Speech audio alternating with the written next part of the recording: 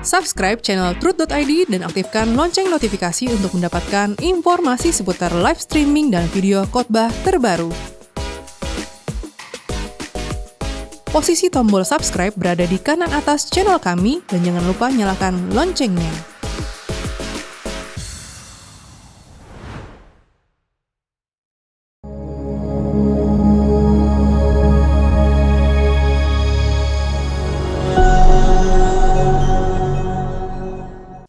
Puji nama Tuhan, Shalom. Kembali lagi kita bersama. Kita mau menyembah Tuhan dalam ibadah tengah minggu Rehoboth Church. Mari persiapkan seluruh keberadaan kita di hadapan Tuhan. Terima kasih ya Bapa. Ini segenap kami di hadapan-Mu. Mari bersama kita katakan, ku berharga di mata-Mu.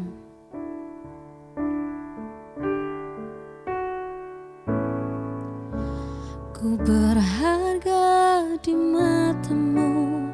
Ku berharga di mata-Mu. Lebih dari semua yang Engkau miliki.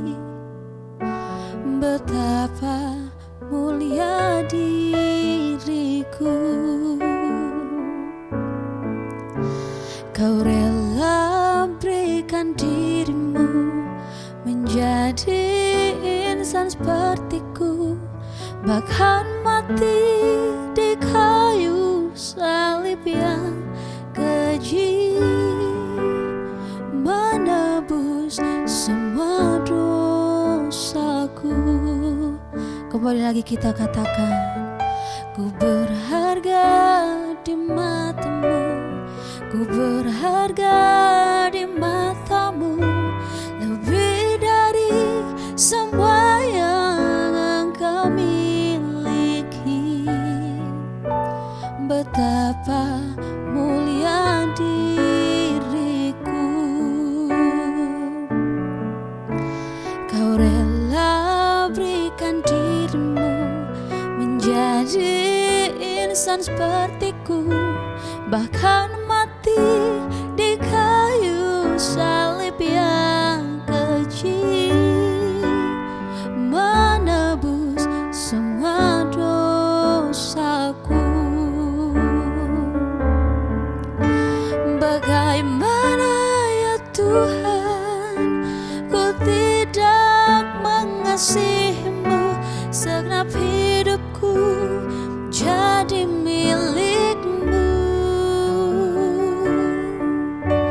Takkan pernah ku dapat membalas kebaikan-Mu selamanya Tuhan, ku muliakan. Bagaimana ya Tuhan, ku tidak mengasihi-Mu, segenap hidupku menjadi milik-Mu. Takkan pernah ku dapat membalas kebaikan-Mu selamanya Tuhan, ku muliakan. Kita mau katakan pujian ini. Ku berharga di mata-Mu. Ku berharga di mata-Mu, lebih dari semua yang Engkau miliki. Betapa mulia diriku. Kau rela berikan diri-Mu menjadi insan sepertiku, bahkan mati di kayu salib yang keji, menebus semua dosaku. Bagaimana ya Tuhan, ku tidak mengasihi-Mu, segenap hidupku jadi milik-Mu. takkan pernah ku dapat membalas kebaikanmu. Selamanya Tuhan ku muliakan. Oh, bagaimana ya Tuhan, ku tidak mengasihimu. Segenap hidupku jadi milikmu. Takkan pernah ku dapat membalas kebaikanmu. Selamanya Tuhan ku muliakan. Selamanya, selamanya Tuhan ku muliakan. Selamanya Tuhan ku muliakan.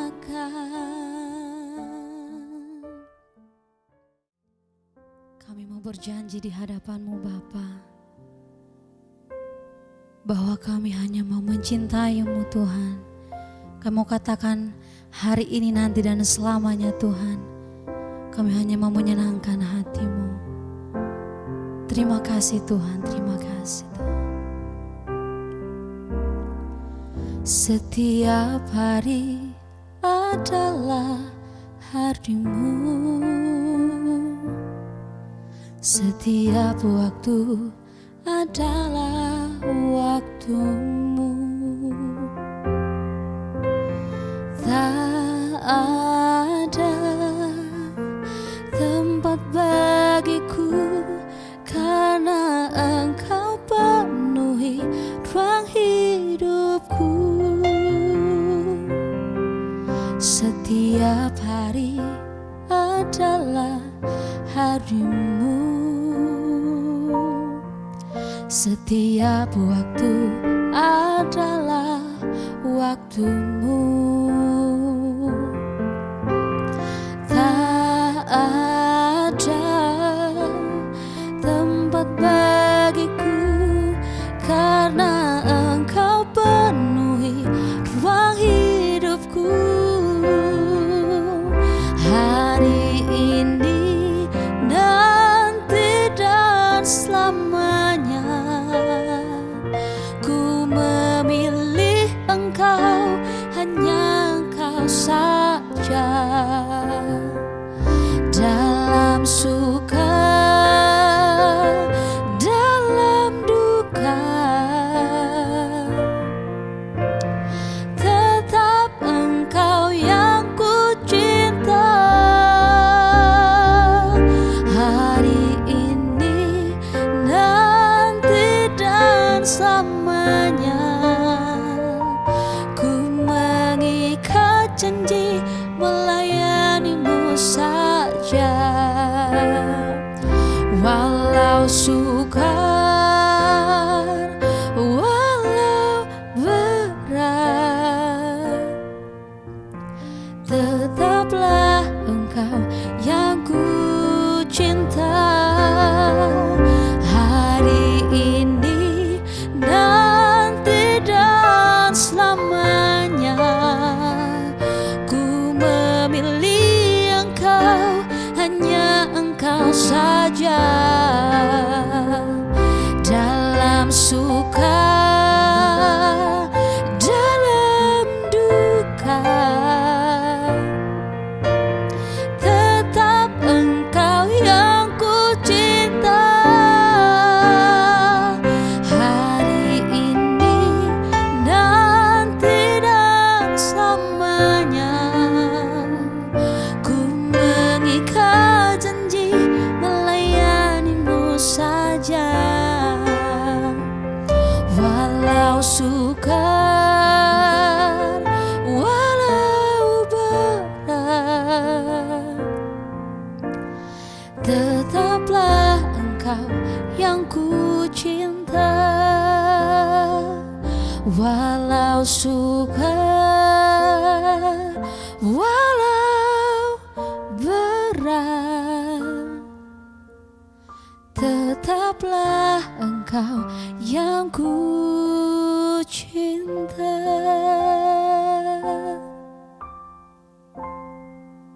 Mari kita berdoa, Bapak Ibu. Kami bersyukur, berterima kasih buat anugerah yang Tuhan anugerahkan. Sehingga melalui kesempatan dan juga kami memiliki waktu untuk boleh belajar bersama-sama di ibadah tengah minggu melalui channel YouTube Ya Tuhan. Engkau memberkati kami, menyapa setiap kami tanpa terkecuali. Diberkatilah kami semua karena Tuhan. Dan kami sambut firman-Mu. Di dalam nama Tuhan Yesus kami berdoa dan bersyukur. Haleluya. Amin. Bapak Ibu, saudaraku sekalian, pada kesempatan ini saya rindu mengajak kita untuk belajar sesuatu hal, yaitu syarat mutlak mengikut Yesus. Dalam konteks media sosial sudah tidak asing dengan kata followers atau pengikut, yang berarti orang yang memilih serta memutuskan untuk melihat dan mengikuti unggahan atau postingan orang lain pada platform jejaring media sosial untuk membagikan informasi maupun opini. Pengikut dengan begitu mudahnya menunjukkan dukungan, keberpihakan, bahkan kesetiaan atas akun media sosial tersebut dengan memberikan tanda like, komentar, bahkan memfollownya. Sangat gampang dan mudah, tidak ada yang sulit menjadi follower dari media sosial tersebut. Namun dalam konteks keberimanan kepada Yesus Kristus, menjadi followernya atau menjadi pengikutnya tidak semudah menjadi followers dari akun media sosial. Menjadi pengikut Yesus Kristus berarti kita berusaha untuk melakoni, menjalani hidup sesuai dengan tatanan, hukuman, bahkan ajaran dari Tuhan Yesus sendiri. Menjadi pengikut Kristus sejati harus bersedia menyelaraskan satunya kata dan perbuatan dalam berperilaku di kehidupan kita ini dengan yang dijalani, diteladani oleh Juru Selamat Tuhan Yesus. Bapak Ibu saudaraku sekalian, menjadi Kristen bukanlah perkara sederhana, di mana Allah memanggil dan menuntut setiap kita dalam segala sesuatu menjadi berbeda, bukan menjadi sekedar follower tanpa risiko atau mengabaikan harga yang harus dibayar, melainkan menjadi murid-muridnya yang berkualifikasi, terdidik dalam kebenaran. Nah, ini yang harus kita renungkan, Bapak Ibu yang Tuhan Yesus kasihi. Menerima Yesus itu adalah sebuah anugerah, tetapi mengikutnya kita harus bersedia membayar harganya.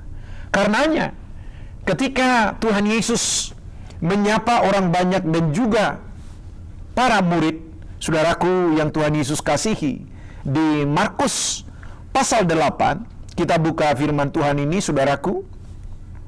Markus pasal 8, kita akan mulai dari ayat yang ke-34 atau dari ayat 31 sampai 38 supaya lengkap pemahaman kita.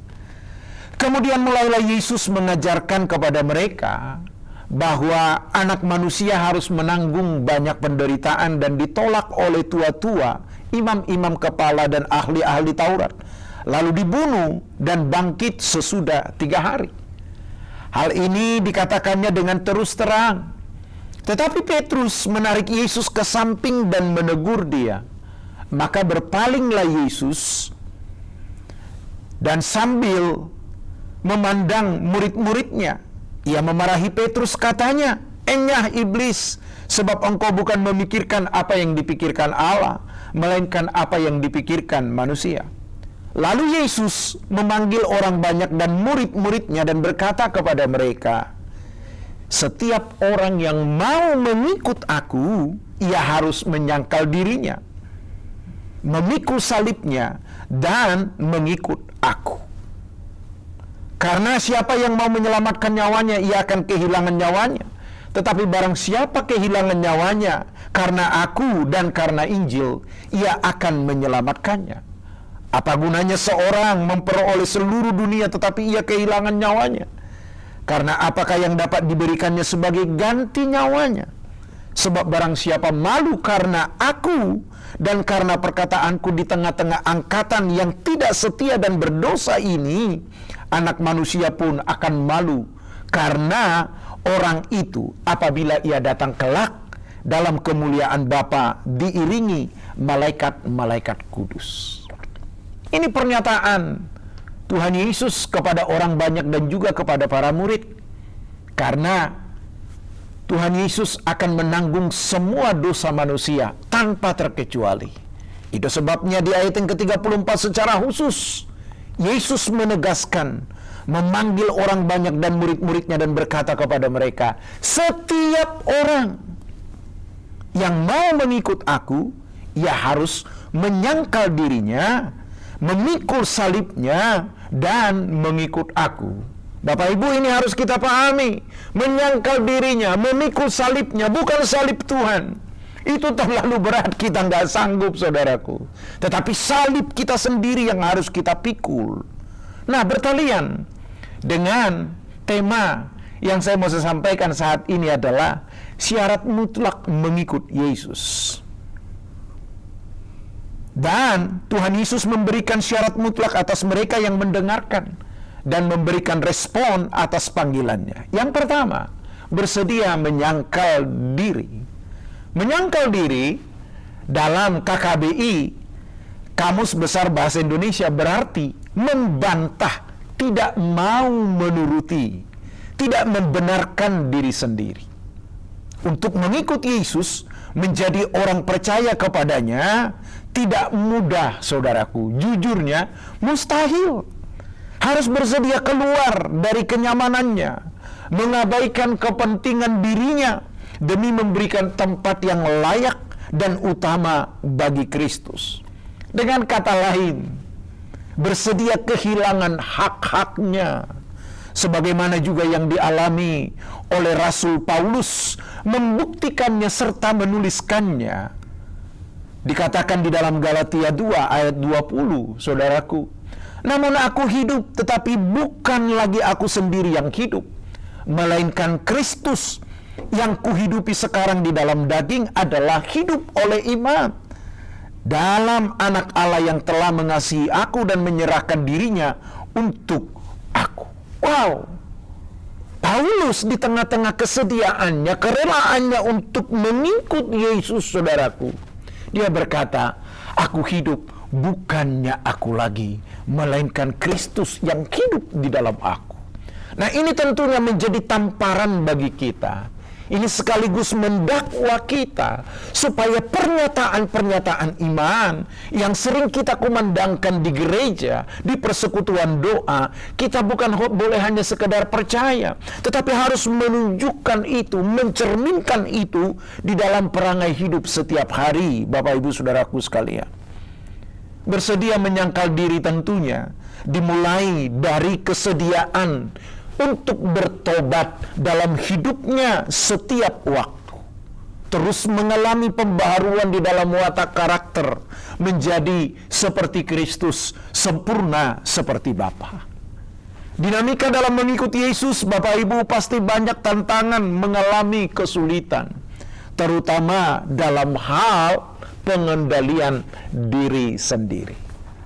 Karena kita ini memiliki kecenderungan mau sebebas-bebasnya, mau otonom.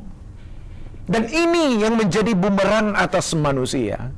Selama manusia dengar-dengaran akan apa yang Tuhan tetapkan melalui kebenaran firman-Nya, wow, pemeliharaan Allah itu sempurna adanya. Tetapi tak kala manusia mulai berpikir dia bisa otonom, mau terpisah dari Allah, justru itulah ambang kehancurannya, saudaraku. Jadi ingat, syarat mutlak yang pertama untuk mengikuti Yesus adalah menyangkal diri. Tentu kita tidak mengubah nama kita. Saya Sutardi Nababan, tetaplah nama saya Sutardi Nababan. Tetapi ketika saya mengikuti Yesus berketetapan untuk mengikuti Dia, saya harus berubah. Di mana segala sesuatu yang saya lakukan tidaklah demi kepentinganku, tapi harus demi kepentingannya. Makanya satu lagu yang dirilis oleh gembala senior kita yang berkata, kepentinganku hanya dirimu. Bapak Ibu, mengikuti Yesus bukanlah sesuatu hal yang mudah. Bukan seperti followers dari platform media sosial. Yang kedua, saudaraku yang Tuhan Yesus kasihi, dari firman Tuhan yang kita baca tadi, yaitu memikul salibnya. Konsekuensi logis dari sebuah keputusan mengikut Yesus ialah memikul salib diri sendiri. Ingat, ini harus dicamkan. Bapak Ibu, sampai kapanpun kita tidak akan pernah bisa memikul di pundak kita salib yang pernah Tuhan Yesus pikul. Memikul salib ini adalah merupakan panggilan yang harus diresponi secara bertanggung jawab, sekaligus menyatakan kerelaan menghadapi penderitaan dan berbagai kesulitan yang ada demi ketaatan, ketertundukan kepada Tuhan Yesus. Pikul salib adalah karena kebenaran, sebagaimana juga Tuhan Yesus menyapa para orang banyak dan juga murid tatkala Ia menyampaikan kebenaran khotbah di bukit. Berbahagialah mereka yang dianiaya karena kebenaran, sebab merekalah yang empunya kerajaan sorga. Injil Matius pasal 5 ayat yang ke-10. Bapak Ibu, kebenaran memang membawa kita ke situasi ketidaknyamanan, membuat kita nggak enjoy, membuat kita bisa saja gundah gulana. Tetapi ingat, kalau itu semua kita lakukan demi Tuhan, ingat, itu adalah bagian dari memikul salib diri sendiri. Karena kita tahu, engkau dan aku, saudaraku sekalian, juga aku, diciptakan Tuhan semata-mata demi kepentingannya. Dengan demikian, saudaraku, tersisihkannya kita dari jalan dunia yang mengumbar memuaskan kedagingan kita. Ingat, hidup kita harus tertata dalam keteraturan. Tidak boleh menghalalkan segala cara demi mencapai yang diinginkan. Cemoohan atau fitnah yang mendera hidup kita, bahkan sampai merobek harga diri kita, merusak nama baik kita, harus tetap tabah, bisa menahan diri, menguasainya, saudaraku, seraya kita berkata, betapa tidak nyamannya keadaan seperti itu. Memikul salib bukan berarti tidak bisa menikmati hidup, Bapak Ibu. Tetap kita bisa menikmati hidup kita. Tetapi cara kita menikmatinya harus berbeda dari dunia pada umumnya.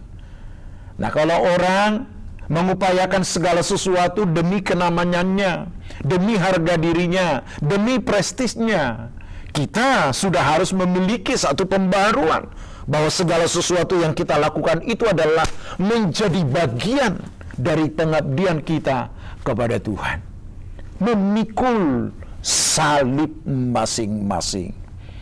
Memikul salib itu tentu bukan berarti kita jadi anti dengan kemapanan kekayaan.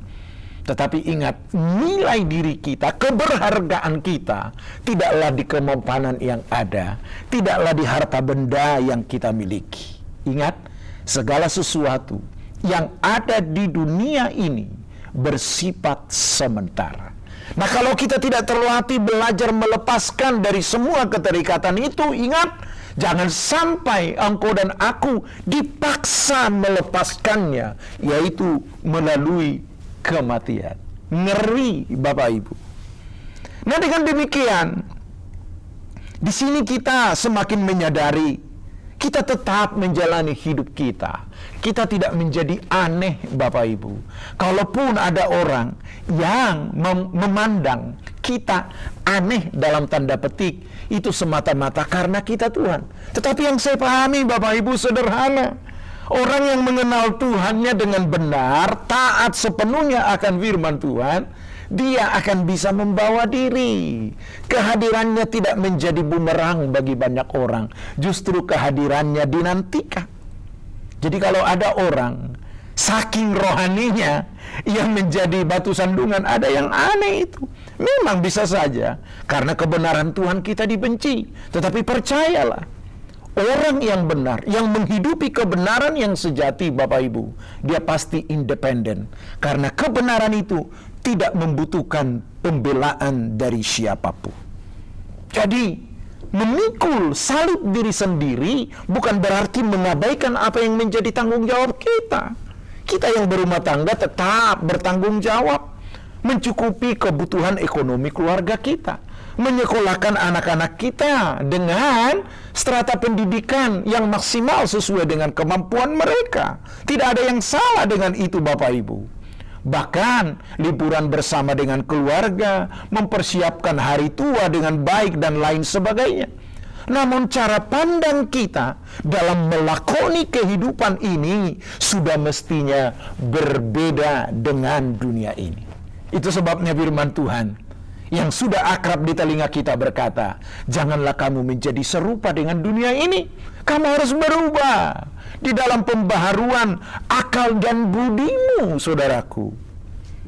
Nah, ketika kita menyadari ini, bahwa segala sesuatu yang kita lakukan harus mencerminkan kebenaran seutuhnya.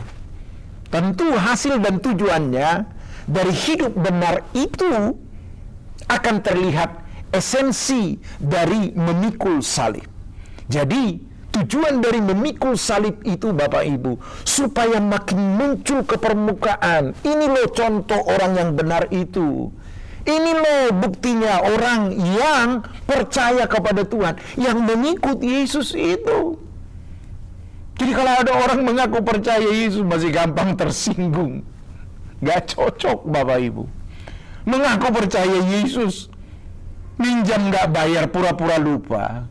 Bahkan yang lebih sering menyalahgunakan yaitu kemudahan dengan pinjaman online, harus bertobat. Itu bukan dari bagian memikul salib. Itu menggampangkan segala cara. Bahkan melalui kesempatan ini saya menghimbau Bapak Ibu jemaat sekalian dengan kasih Kristus, tolong camkan ini, tolong jangan coba-coba bersentuhan dengan pinjol, saudaraku. Ini sangat berbahaya sekali. Ingat, engkau dan aku bukan berasal dari dunia ini. Engkau dan aku adalah hanya seorang musafir, di mana kita sedang melakukan perjalanan menuju keabadian. Engkau dan aku rindu untuk boleh berlabuh di sana. Dengan demikian, Bapak Ibu, saudara sekalian, ya, kita sudah bisa membayangkan betapa beratnya hidup benar di antara orang yang tidak benar, atau hidup bercahaya di tengah pekatnya kegelapan hidup. Ini panggilan istimewa bagi kita sebagai orang Kristen, pengikut Kristen, pengikut Kristus. Harus bisa memberikan pertanggungan jawab. Engkau dan aku dituntut untuk membuktikan itu. Bersedia mengikut Tuhan Yesus, bukan tak kala ada di perjamuan di Kana, tetapi tak kala di Taman Getsemani. Pasti engkau dimampukan lulus sampai di Golgota. Ya, saudaraku yang Tuhan Yesus kasihi, bahkan juga firman Tuhan menyapa kita, kepada kita dikaruniakan bukan hanya percaya, tetapi juga menderita. Ini adalah bagian dari syarat mengikut Tuhan Yesus dengan mutlak, memikul salibnya. Yang ketiga, saudara-saudaraku, dari ayat yang kita baca tadi, dari ayat 34, yaitu setelah kita bersedia menyangkal diri, memikul salib kita, Yang ketiga, baru mengikut Dia. Kita tidak bisa secara spontan, otomatis menjadi rohani, anak-anak yang berkenan kepada Bapa. Tidak bisa. Tetapi melalui proses ketatnya waktu yang harus kita jalani, sembari kita bertarung, berkelahi dengan diri kita sendiri, menyesuaikan diri dengan apa yang Tuhan mau. Di situ loh seninya mengiring Tuhan itu, Bapak Ibu. Dalam konteks iman Kristen, mengikut Dia berarti mengikuti ajarannya, meneladani keteladanan Tuhan Yesus. Syarat mutlak mengikut Tuhan Yesus bersedia menyangkal diri, memikul salib kita, mengikuti Dia tanpa ragu dan bimbang dalam segala aspek kehidupan. Mengikut Yesus berarti taat melakukan segala ketetapan, perintah firman-Nya, menyerahkan serta menghambakan diri, hidup kepadanya, dan menunjukkan kasih kepedulian kepada sesama dan siap berkorban. Nah sekarang, Bapak Ibu, setelah kita memahami lewat kebenaran ini, masih tetap setia dan mau berjuang menjadi pengikut Kristus sejati? Pertanyaan ini adalah dialamatkan kepada setiap kita tanpa terkecuali, juga termasuk kepada yang mengkhotbahkan. Jangan sampai kita terbingkai dalam pengiringan kita kepada Tuhan hanya dalam bingkai beribadah, berdoa, tetapi dalam segenap hidup kita, saudaraku sekalian. Itu sebabnya melalui kesempatan ini saya juga menghimbau jemaat di mana kita boleh saling bergandengan tangan, memikul beban pelayanan yang Tuhan percayakan kepada kita. Dan juga Bapak Ibu, ini menjadi bagian konsekuensi logis dari mengikut Tuhan. Jangan pernah lupakan, jangan pernah absen dalam doa pagi. Setiap hari, 7 hari dalam seminggu, tanpa libur Bapak Ibu. Ya, kita bersyukur dengan fasilitas adanya doa pagi. Supaya itu menjadi bagian dari kita, mengasah diri, memantaskan diri untuk boleh menjadi pengikutnya yang sejati. Jadi ingat, kalau kita sudah bersedia menyangkal diri, artinya yaitu keberadaan kita bukan demi kita, tapi demi Dia yang menciptakan kita. Di sisi lain, Bapak Ibu, kita belajar memikul apa yang harus kita pikul. Bahkan tak kala kita dilukai orang, dipitnah orang, dipersalahkan, nama baik kita dihancurkan. Itu adalah bagian dari pengendalian diri. Karena Alkitab menyapa kita, jangan balas yang jahat dengan yang jahat. Kasihilah musuhmu. Setelah kita seiring dengan waktu berjalan, memahami kebenaran, Bapak Ibu, maka Roh Kudus akan memampukan kita untuk menjadi pengikut yang sejati. Jadi, mari dakwa dirimu secara jujur. Apakah kita ini hanya bagian dari penggembira? Tetapi kita harus menjadi pengikut-pengikut yang dijadikan menjadi murid-murid yang berkualifikasi, yaitu terdidik dalam kebenaran. Supaya, apa yang menjadi harapan dan doamu? Di mana pelabuhan terakhir kita di kekekalan, langit baru, bumi baru. Untuk itu, belajarlah bertanggung jawab, hiduplah dalam kekudusan, dan ingat, langit baru, bumi baru menjadi pelabuhan terakhir kita.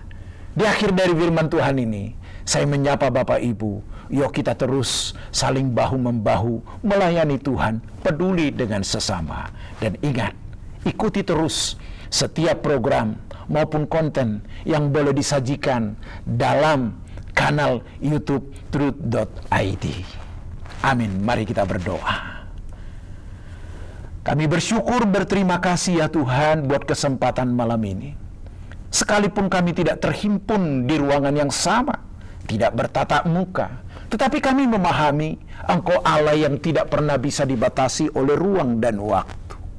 Diberkatilah kami karena Engkau, dan anugerah kekuatan kemampuan dari Tuhan memampukan kami menjadi pengikut Kristus yang sejati, di mana itu kami mulai dari kesediaan kami menyangkali diri kami, memikul salib kami, dan bersedia mengikut Engkau hingga di ujung titik kehidupan kami ini. Diberkatilah gerejamu maupun semua umatmu ya Tuhan. Dan saat ini kami mohonkan Bapa, kiranya berkenan mengulurkan tanganmu memberkati kami. Segala berkat yang melimpah dari Allah Bapa di sorga, rahmat cinta kasih sayang dari Tuhan Yesus, dalam persekutuan Roh Kudus, merahmati memberkati kita dari saat ini sampai selama-lamanya. Haleluya. Amin. Tuhan memberkati.